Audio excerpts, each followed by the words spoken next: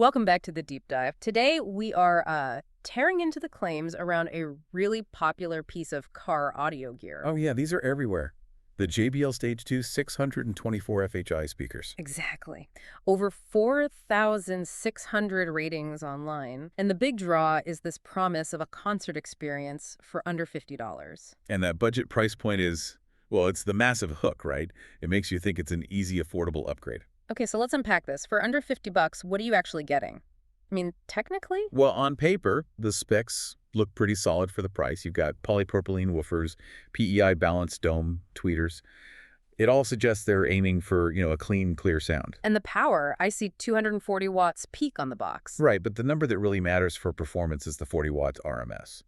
And even more critical is the sensitivity. They have a 91 dB sensitivity rating. Hold on, 91 dB. For those of us who aren't calculating power draw on the weekend, what does that actually mean in practice? That's the key to this entire deep dive.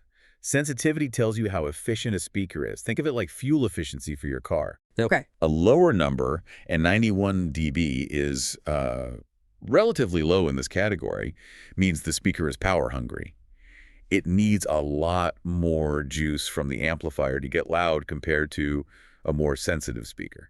So that makes the user reviews suddenly make a lot more sense. Mm-hmm. I mean, you see some people praising the clarity, calling them phenomenal factory replacements. But then you have the other side. Right, and they're deeply disappointed, finding the sound just okay, or that the bass was actually less than what their original factory speakers had. Exactly. That split experience is the big clue. The full potential of these speakers is locked behind a stronger power source, something more than your standard factory head unit. So you need an amp. You need an amp. Multiple reviews confirmed it. They said the speakers only truly shine when they're fed an amplified signal. Without one, you're probably only getting, maybe 60% of their potential? And that's the core transparency issue here, isn't it? JBL doesn't really highlight this on the product page. Not at all. And that need for an external amplifier, that completely undermines the initial affordability. The sub-$50 price tag is suddenly not the final price. It's like buying a high-performance car, but you can only afford bicycle tires for it.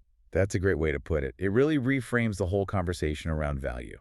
So what about the sound they do produce when they're powered correctly? They sit in a kind of awkward middle ground.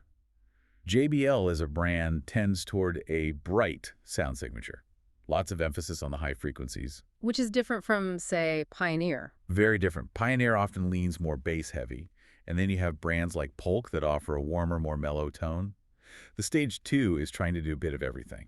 And what about the durability claims? They talk about freezing them, baking them, running them at full power for days. That's all true. The testing confirms they're physically reliable. They won't fall apart in a hot car door, which is good. But durability doesn't equal superior sound quality. It's an assurance of physical survival, not audio excellence. so what does this all mean for you, the person listening?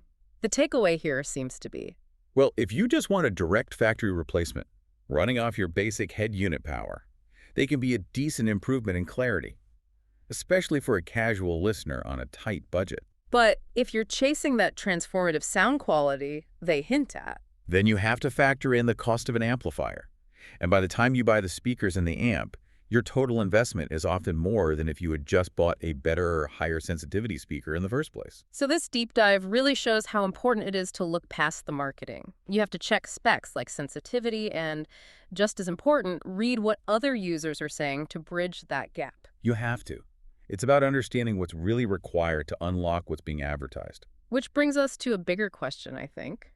Go on. Consider how often a spec like sensitivity, which tells you the real power requirement, is kind of buried, while the big splashy peak power number is front and center. It happens all the time in consumer electronics. So maybe the lesson is the loudest number on the box is rarely the most important one.